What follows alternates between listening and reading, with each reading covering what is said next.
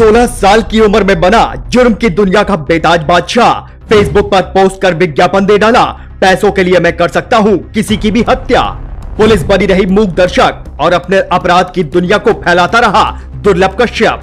खुद दुर्लभ कश्यप ने गैंग वॉर में गंवाई अपनी जान, लेकिन गैंग के लिए आज भी मसीहा बना हुआ है ये खूंखार। उम्र सिर्फ 16 साल, अपराध, मारपीट, हत्या और गैंग वॉर जैसे संगीन जुर्म। अपराध की दुनिया में रुतबा ऐसा जैसे किसी सल्तनत का अकेला बादशाह हो। जी नहीं, हम आपको कोई थ्रिलर कहानी नहीं सुना रहे, बल्कि ये मध्य प्रदेश में जुर्म की दुनिया के बेताज बादशाह की कहानी है, जिसने सिर्फ 16 साल की उम्र से ही अपराध की दुनिया में कदम रख दिया था। ऐसे ही कई अपराधी सन 2017 तक उत्तर प्रदेश की धरती पर भी फले फूले थे।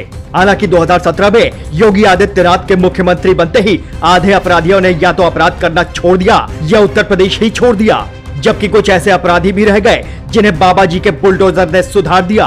विकास दुबे से लेकर अतीक अहमद तक ऐसे कई उदाहरण हैं जिन्हें अपराध की दुनिया का सरगना माना जाता था।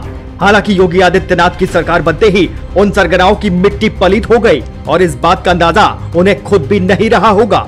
उत्तर प्रदेश के पड़ोसी राज्य मध्य प्रदेश में भी अपराध का बोलबाला बढ़ता जा रहा है। हाल ही के दिनों में हम कुछ ऐसी घटनाएं देख चुके हैं जिसे देखकर शिवराज सरकार की कानून व्यवस्था पर सवालिया निशान खड़ा करना जरूरी हो जाता है।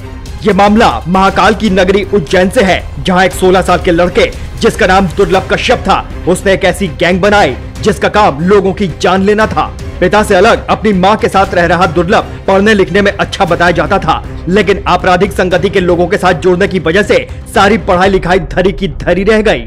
माथे पर लाल टीका, आंखों में काला सुरमा और गले में पड़ा हुआ पटका इस बात की चीख चीख कर गवाही देते हैं कि वो अपने आप को एक बहुत बड़ा गैंगस्टर के तौर पर स्थापित करना चाहता था।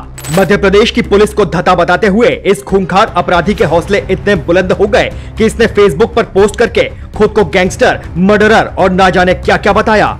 सिर्फ इतना ही नहीं, बल्कि उसने विज्ञापन देकर यह भी बता डाला कि किसी की हत्या करवानी हो तो मुझसे संपर्क करे।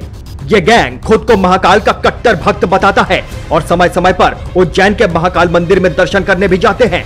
सन 2017 में दुर्लभ कश्यप पुलिस के हत्थे चढ़ा था, जिसके बाद उसे नाबालिग होने के चलते बाल सुधार गृह में डाल दिया गया था। हालांकि सन 2020 में कोरोना काल से पहले वो बाहर आ गया था और अपनी मां के साथ रहने लगा था। एक दूसरे मामले में जमानत देते वक्त स्थानीय पुलिस अधिकारी ने उसे ये चेतावनी दी थी कि जितनी तुम्हारी उम्र नहीं है, उससे कहीं ज्यादा दुश्मन तुम्हारे बाहरी दुनिया में है। अगर कोई आम आदमी होता तो इतनी सी बात सुनकर वो खौफ में आ जाता, लेकिन दुर्लभ ने तो कुछ और ही ठान रखी थी। एक रोज वो महाकाल के दर्शन के लिए उज्जैन के रास्ते में था और रात को पूरी गैंग समेत चाय पीने के लिए एक टपरी पर रुका था। इसकी खबर लगते ही उसके जानी दुश्मन शाहरुख भी अपनी गैंग को लेकर वहां पहुंच गया। दोनों गैंग के बीच सरेराह हाथापाई हुई, लेकिन दुर्लभ कश्यप के साथी उसे अधर में छोड़कर भाग गए और शाहरुख और उसके साथियों ने इस बात का पूरा फायदा उठा लिया।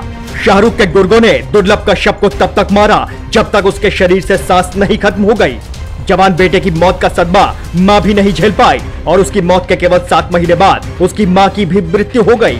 अब कुछ इस तरह कहानी खत्म हुई, जिसने सीधा संदेश दिया कि अपराधी चाहे कितना भी अपराध कर ले, लेकिन आखिर में उसका एक ही अंजाम होता है, जिसे मौत कहा जाता है।